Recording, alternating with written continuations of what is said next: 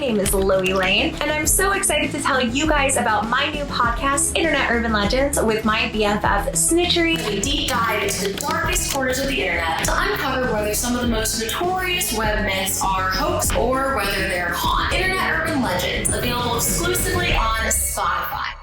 Hello, my loves. Welcome back to my channel, or welcome to my channel if you are new here.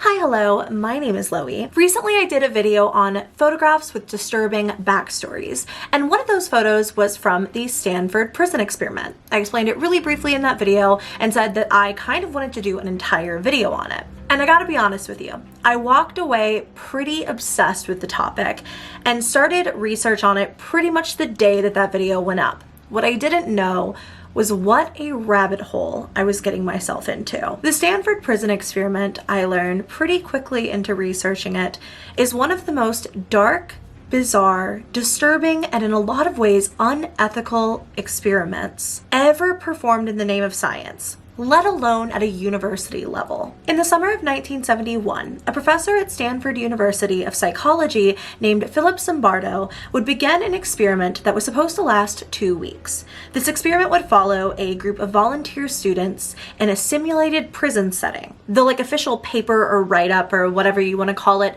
of this experiment is on the actual official website for it, and I think that this tagline explains it pretty well as we get into it. What happens when you put good people in an evil place? Does humanity win over evil, or does evil triumph? These are some of the questions we pose in this dramatic simulation of prison life conducted in 1971 at Stanford University. And in this video, we're going to be discussing the experiment itself, the horrors that went on during the time that this experiment took place, as well as, quite frankly, the moral ineptitude of the man who ran the experiment, which leaves a lot of room to question if he ever should have been in charge of something like this in the first place. This is the story of one of the American university system's darkest experiments, the Stanford Prison Experiment. I had really thought that I was incapable of this kind of behavior.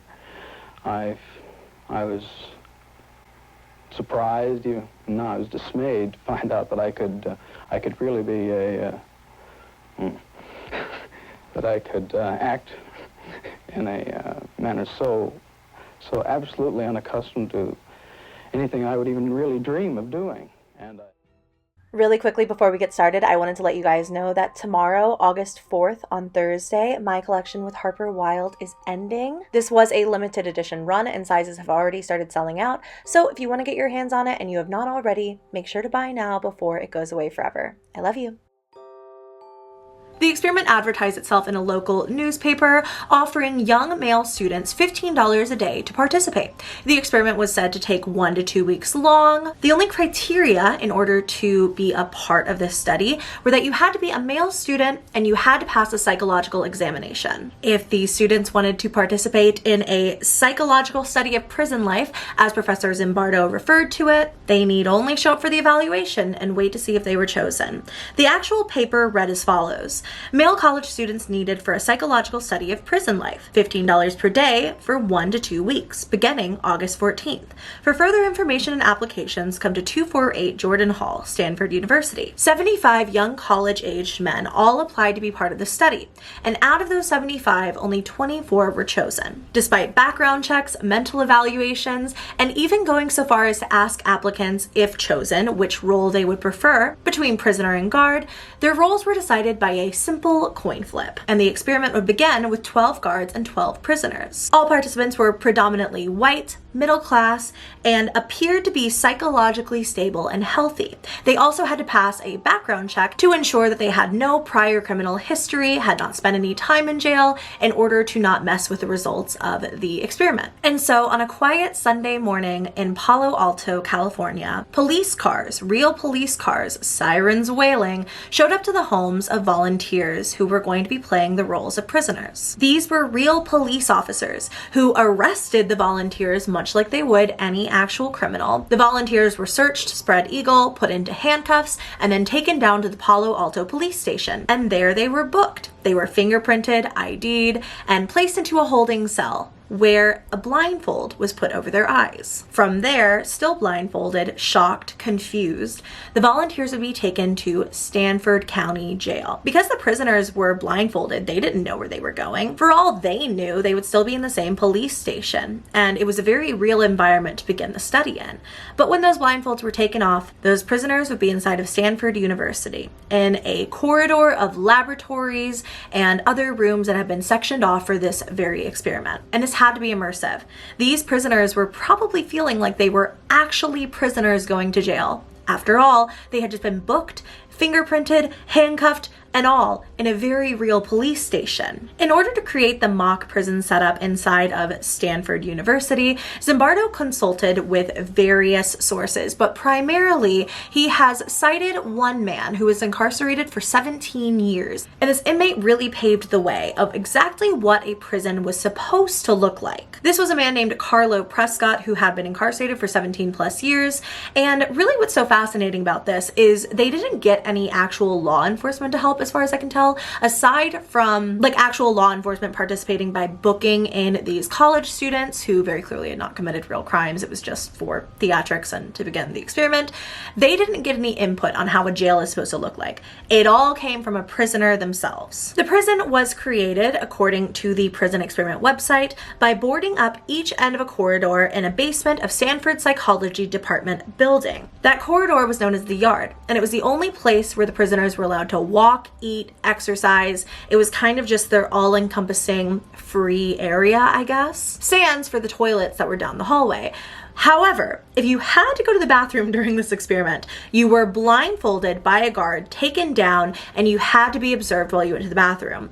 This was so that nobody would figure out how to actually get out of the mock prison setup and escape. Laboratory rooms were transformed into jail cells by taking the doors off of the hinges, replacing them with steel bars, and giving a cell number to each door. And it was a pretty convincing setup, in my opinion. When you look at these photos, you really cannot tell that this isn't a real prison. But perhaps the darkest part of the setup was something called the hole, or what they would use as solitary confinement over this 2-week study. The hole was about 2 feet wide by 2 feet deep. There wasn't a lot of room to move around in it, but a bad prisoner would have to stand upright in it, in the dark, in a space where they can't even turn around, and think about whatever it was that they did to end up there. Of course, countless cameras and audio bugs were set up throughout this entire fake prison so that the researchers could monitor everything that was happening, hear all of the conversations going on, but also so that they could make almost like prison announcements via an intercom system almost. All clocks were taken off the walls and all windows were masked in some way so that there was no way to tell the passage of time. This would later apparently, to quote, result in some time-distorting experiences. So the prison is set up and the prisoners are due to arrive. Upon arrival, the prisoner would be forced to strip naked. Then they were searched thoroughly to ensure that they didn't bring any kind of contraband into the mock prison. The uniform for prisoners was actually quite simple. It was like a smock, almost like a dress, with no underwear or undergarments of any kind provided, as well as the only identifying piece of information on each piece of clothing being a prisoner's ID number. They also got rubber sandals and were forced to wear nylon stockings on their heads. For so long I really harped on this detail. I was like, why are they wearing wig caps? Why are there wig caps on their heads? And then I realized it's because a lot of jails during this time especially were shaving inmates' heads. And I'm not really sure why they do that. Maybe it's just for purposes of making you blend in with everyone else and taking away an identifying factor about you. That's certainly what it was supposed to do here in this experiment. But the nylon stockings were a way that they didn't have to actually shave these people's heads just for this. From the Prison Experiment website itself at this point, they say it should be clear that we were trying to create a functional simulation of a prison, not a literal prison. Real prisoners don't wear smocks, but they do feel controlled and at times humiliated. Our goal was to produce similar effects quickly by putting men in a smock without any underclothes. Indeed, as soon as some of our prisoners were put in these uniforms, they began to walk and to sit differently, and to hold themselves differently. Another quote from the website I found really interesting while we're kind of talking about inmates entering the prison on these first days is in reference to chains that were placed on every single prisoner's foot. despite them not being chained to anything. They say the chain on their foot, which also is uncommon in most prisons, was used in order to remind prisoners of the oppressiveness of their environment. Even when prisoners were asleep, they could not escape the atmosphere of oppression. When a prisoner turned over, the chain would hit his other foot, waking him up and reminding him that he was still in prison, unable to escape even in his dreams. Which is equal parts fascinating, I guess, and really dark, that even during this study, like, this professor did not want them to escape the fact that they were in a prison setup even when they were asleep. It cracks me up that he was actually worried that these students would wake up in an environment where they do not have access to any underwear, can't go to the bathroom by themselves. They're wearing a smock with an ID number on it, with bars instead of a door on a room with no windows, and they would forget that they were in prison. I digress. The prisoners are in prison now. They have officially been put into the facility. So let's talk a little bit about the guards. And what did the guards do during these first days? Well, pretty much whatever they wanted. Guards were largely given no parameters. They were, within reason and within limits, allowed to do whatever they wanted to, and allowed to act in whatever ways they saw fit to keep order within the prison walls. Guards made up their own rules and followed them out under the supervision of the warden of the prison. This was an undergrad student at Stanford named David Yaffe. However, this was a fellow student, but just someone who was supposed to be, like, I guess, slightly higher in the ranks than most of these students were. Prison guard uniforms consisted of a monotone khaki set that was borrowed from the real police department. They also wore mirrored sunglasses, and Professor Zimbardo says he got, like, this idea from some movie, but the whole idea was that you couldn't see the guards' eyes. Prisoners couldn't read any kind of empathy or emotion on the guards' faces, making them seem more powerful, more cold and unfeeling in a way, but also it just took a lot of their humanity away, made them this really authoritative, almost unanimous figure. The experiment kicked off with 9 guards and 9 prisoners. And they started off with this number because there was literally, like, space constraints. With each of the cells, they could only really, like, even kind of comfortably fit 3 people at a time. And in that way as well, they had, like, people on call if anyone needed to fill in, if anyone got sick, so on and so forth. So the experiment begins. And really, day 1 goes off without too much of a hitch, it seems. Punishments were frequent and seemed to be an exercise of power on the guards' part. At 2:30 in the morning, guards blasted their whistles and made all of the prisoners come out of their cells in order to do what they called a count.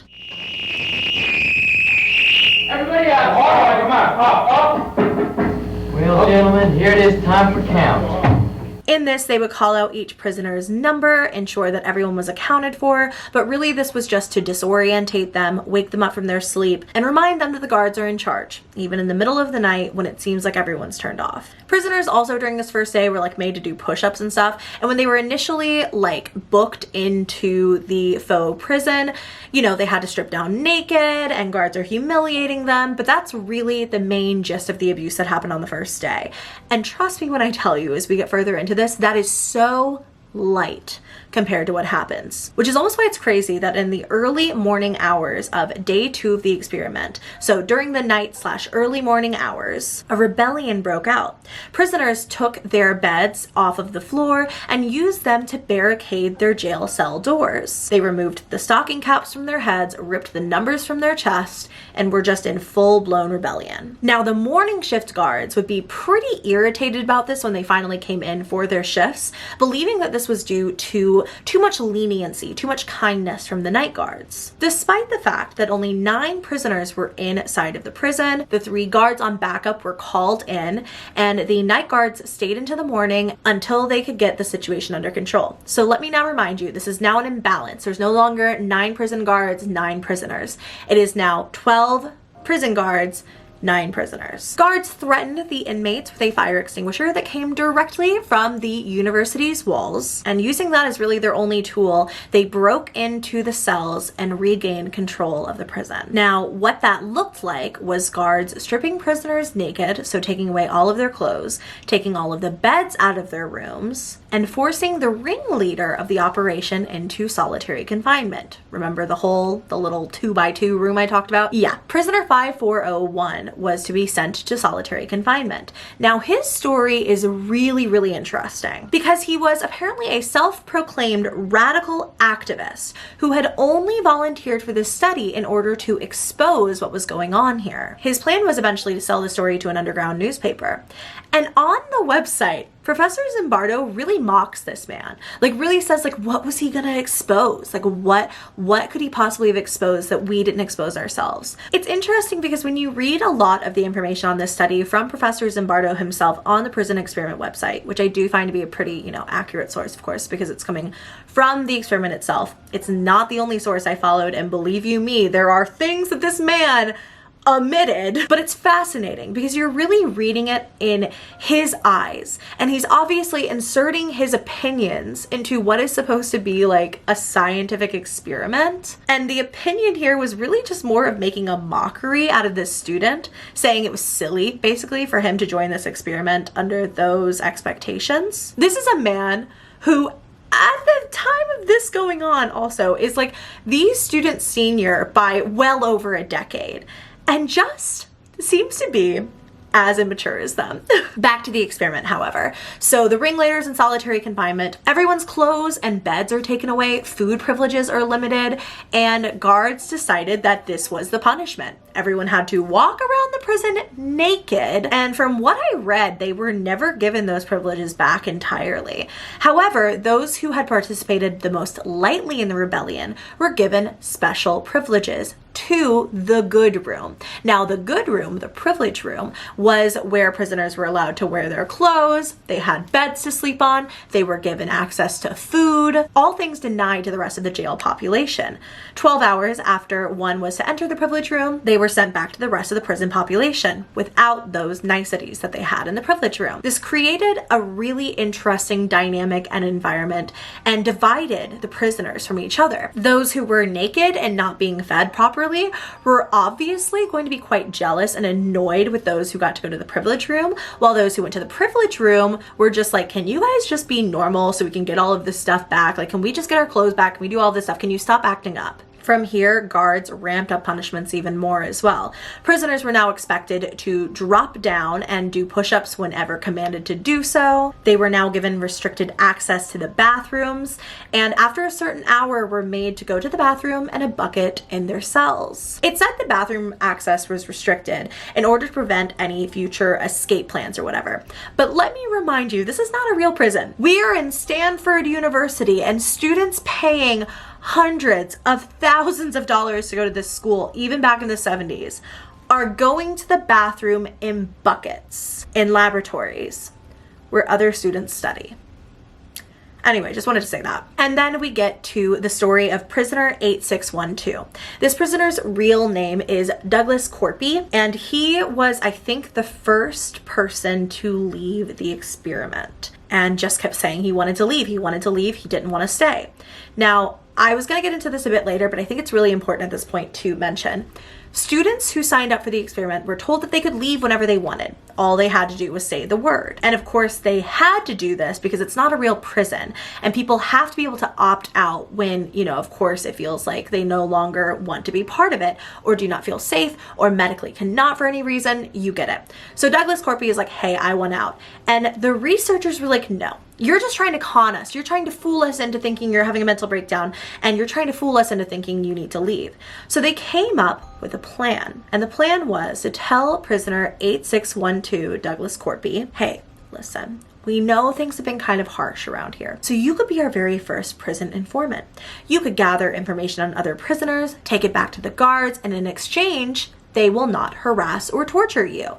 And Douglas Corpy is like, I am having a mental breakdown. Like, I've got to go. I simply have to leave. And they were like, well, think it over. Think it over. And he certainly did not. After just 36 hours in the experiment, Douglas was screaming things such as, Jesus Christ, I'm burning up inside. I can't stand another night. I just can't take it anymore. He also at one point apparently looked at the prisoners while they were in a lineup and said something akin to, you're never getting out of here. We're never getting out of here. And this was like freaking people out. The experiment researchers were like, okay, something's not right here, and so they let him go. Research assistant Craig Haney was the one responsible for releasing Douglas. What's fascinating is that in 2017, Douglas Corpy did an interview on his time in the experiment, and he said, yeah, I did fake the outburst, I did fake the breakdown, but it's not for the reason that you may think. He needed to study for his graduate record exam, and he was told prior to coming into the experiment that he would be allowed to study, since obviously this was a long-term thing and he couldn't just take 2 weeks off of schoolwork. However, the guards literally wouldn't let him study. So after 2 days in here and realizing, oh my god, I'm not gonna be able to study, like I'm gonna fail this exam, he faked this mental breakdown and left. He also, in this interview, and this is quite serious to say, says that he regrets not filing a false imprisonment claim at the time that he got out. In response to this, in 2018, Professor Zimbardo came out in his 80s, FYI. This man is like well into his 80s at this point. And he's like, that was a lie. That wasn't true. The funniest thing about this man is that he has to respond to each and every ounce of criticism that is ever given about this experiment, and trust me when I tell you there is no lack of it. In a 90s documentary about the prison experiment called Quiet Rage, Douglas Corpy had expressed that the experiment really changed him. It was what actually led him to his career path of being a prison psychologist, and he expressed, I guess, a bit of gratitude for it in a way. And Professor Zimbardo was like, well, he can't be mad then. He can't say that we falsely imprisoned him because you know, he's saying that it helped him on his career path, which both things can very clearly be true. A man can say this experience led me to my career path, but also have been kept from studying and had been lied to about the parameters of the study. And then when he was like, I want to leave, and they were like, no, until he literally started freaking out so bad they had to. Like, that is not the same thing as saying, hey, this led me to my career path. This experiment was really screwed up, and this is why. Both things can, and I believe are, true. Back to the study, however. By day 4, really clear cliques had begun to form within the prisoner community. The prisoners themselves had witnessed guards dividing them based on their behavior. And so those who had tried to rebel, continued to try to rebel, believed that those getting special privileges or not doing any of those things were like snitches. They were bad, and they had to be steered clear from. Meanwhile, those rebelling less and those who might have access to like the special privilege room where they literally just got clothes and a bed, they believed that the prisoners who were still acting up were a threat to the status quo, and so they resented them. And these cliques were starting to form more and more seriously just 4 days into the experiment. The guys who were still rebelling and who probably were sick of the experiment at this point were like, well, you guys are snitches, you guys are bad. And then the people who were not doing those things are like, we want our clothes and our beds back, please chill out. Another prisoner would have a breakdown during this day. This time, prisoner 819, whose name I could not really find anywhere. It was on day 4, where for some reason they had like a faux priest visit the prison, where he was like walking around like talking to people, asking them to like repent for the crimes that they had done. I think they all had like a crime, a specific crime that they committed when they came into the jail, an entire backstory that the warden had to brief them on. So this fake priest, which is again I think just another college student, comes in, he's talking to everybody, but prisoner 819 will not talk to this priest. In fact, he won't talk to anyone and just keeps saying he doesn't feel well, he needs to see a doctor. It was at this point that Zimbardo intervened and went to talk to the prisoner, who seemingly was having a quite real mental break, no longer knew his own identity, was hungry and confused, and didn't want to be part of this anymore. And so Zimbardo took him temporarily to go get food in him and to get him away from everyone else. However, on his way out, the other prisoners were made to chant by the guards, 819 is a bad prisoner, and prisoner 819 did a bad thing. Prisoner 819 did a bad thing. Prisoner 819 did a bad thing.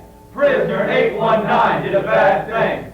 Prisoner 819 did a bad thing. I believe that this prisoner was removed from the experiment because he literally could not like figure out his own identity. He thought that he was literally like a prisoner. He had no concept of how long he had been in there. Once again, going back to what we said at the top about time distorting experiences. And Zimbardo sat him down and was like, I'm Professor Zimbardo. I'm not a prison superintendent. You are, your name here. You are not a prisoner. Like, whatever. The irony, by the way, on day 4 of Professor Zimbardo saying to this student, I am not a prison superintendent. I am not here to oppress you. I am a researcher. I am running this experiment. Comparing that to his actions on day 5,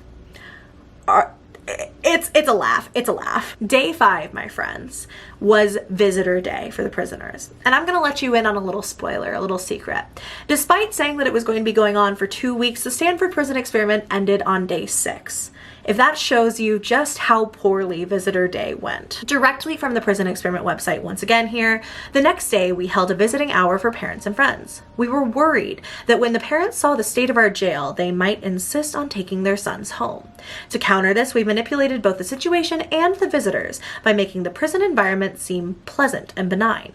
We washed, shaved, and groomed the prisoners, had them clean and polish their cells, fed them a big dinner, played music on the intercom, and even had an attractive former Stanford cheerleader, Susie Phillips, greet the visitors at our registration desk. Professor Zimbardo at this point knows that the state of the experiment, the state of what these men are living in, is so bad that he has to go in and manipulate the situation in order for it to even seem mildly palatable to the parents. By palatable as well, I really just mean that Zimbardo didn't want them like taking those kids away. And so only 2 visitors were allowed per prisoner and only for 10 minutes. Several parents became extremely concerned at the sight of their children, at the sight of everything going on in this place. One mother said to Zimbardo that she had never seen her son like this. She had never seen him in such a state, and she was extremely worried about him, asking, "What have you done to my boy? Like, what kind of thing are you running here?" Zimbardo, on purpose, in his own words on the website, says that he flipped the blame back onto her away from the situation, like intentionally gaslit her, and said, "What's wrong with your boy? Doesn't he sleep?" Like literally making it out to be the kid's fault and her fault for poor parenting. Then Zimbardo turns to the father and says, "Don't you think your boy can handle this?" And the father is just like, "Yeah, like my kid's a big, tough leader." Like Zimbardo had put him on the spot and kind of like made a show of saying, "Don't you think your boy can handle this big, strong man? It's your boy." So the dad is like, "Yeah, of course he can." Like wants his son to be big and strong during this because now somebody is almost poking at his own masculinity, his own strength, his own ability to handle situations, because Zimbardo was just that calculated and that manipulative. That didn't stop many parents from leaving visiting hours with plans to contact their lawyers that very day to get their sons out of the experiment. It was not only parents visiting on this day either. One of Zimbardo's colleagues, I believe it was also his roommate at Yale University, if I was reading that correctly. Either way, they go back a really long time. This man was named Gordon H. Bauer. And Gordon's walking around the experiment, taking in everything, and he's concerned. He's confused, he's concerned, and he just turns to Professor Zimbardo and says, "What is the independent variable of this study?" Basically just asking him, what are you trying to learn here? What is the independent variable? Like very normal jargon to use during something like this. And if this tells you anything about Zimbardo's mental state, he snaps. In his own words here, Zimbardo says, "To my surprise, I got really angry at him. Here I had a prison break on my hands." We'll get to that in a minute. "The security of my men and the stability of my prison was at stake, and now I had to deal with this bleeding heart, liberal, academic, effete ding-dong who was concerned about the independent variable." It wasn't until much later that I realized how far into my prison role I was at that point, that I was thinking like a prison superintendent rather than a research psychologist. So let's talk about what had Zimbardo so worked up on this day. There was a rumor floating around among inmates that prisoner 8612 had only left so that he could come back with reinforcements and break them all out of jail. This was a rumor that probably started off as a joke floating around the inmates.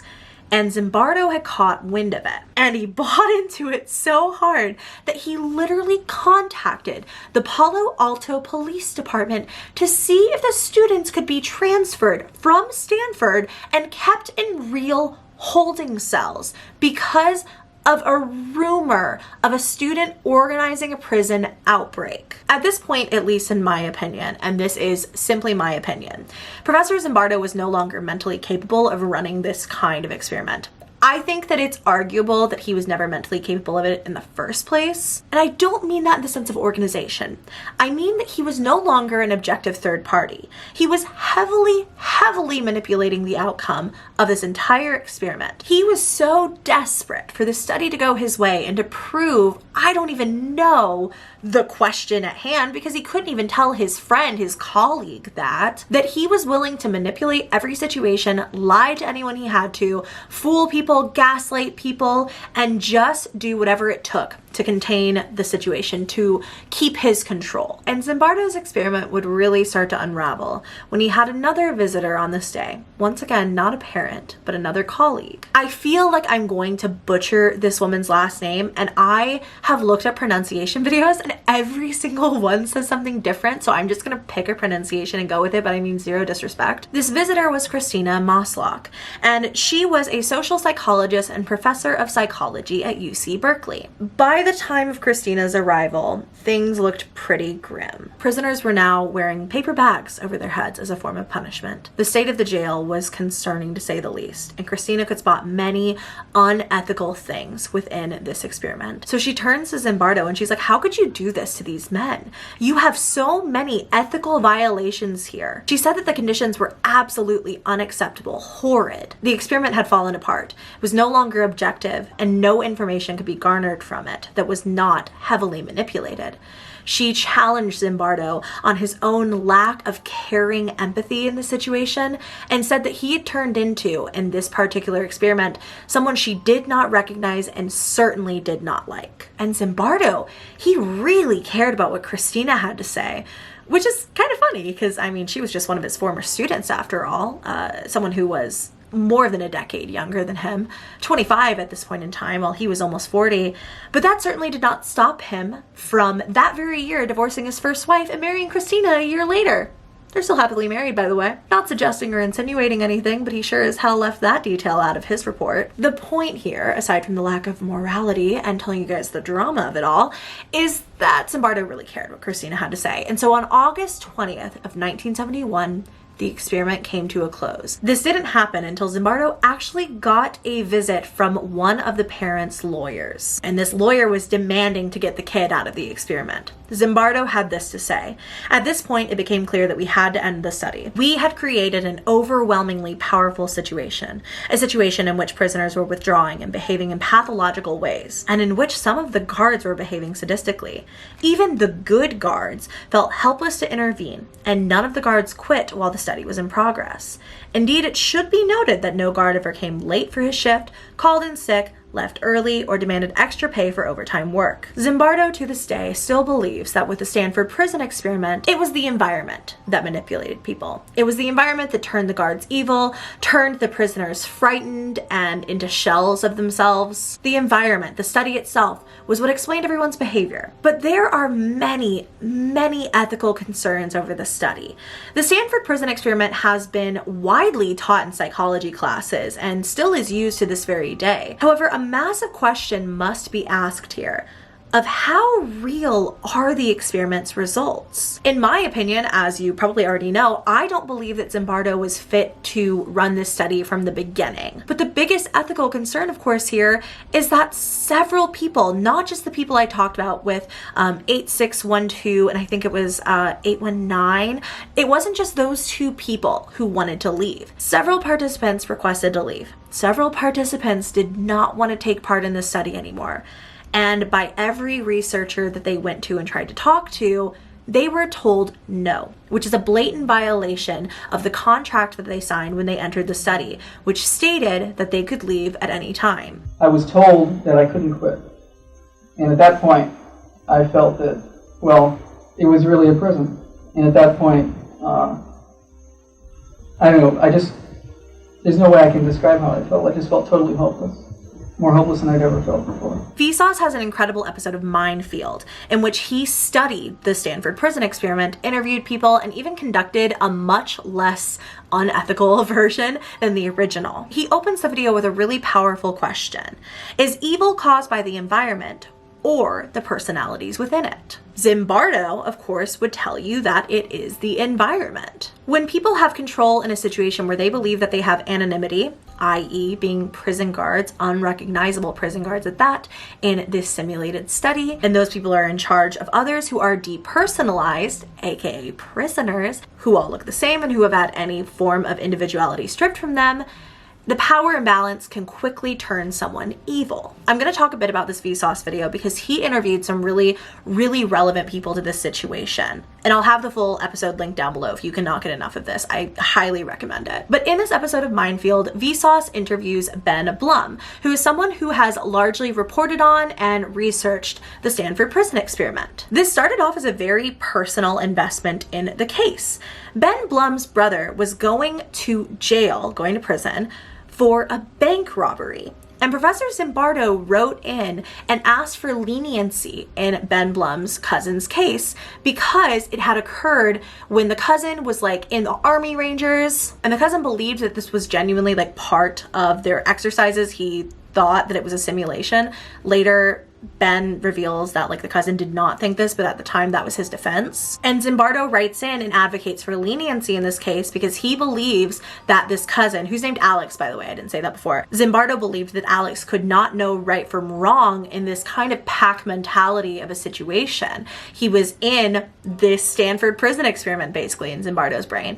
And this letter worked. Alex got like 16 months in jail for bank robbery. So Zimbardo kind of becomes like a family hero for Ben Blum, and he starts really looking into the Stanford Prison Experiment. And he begins to find a lot of plot holes during this 6-day experiment. As it turns out, the experiment is not quite what we've been led to believe. Guards were reprimanded by researchers who felt that they were not being tough enough on prisoners. It's not as simple as you're not being tough enough, though. This information was passed to the warden, that undergraduate student who was working on this, who was just like slightly higher than the other guards. The information would come to him, and then that would go to the prison guards.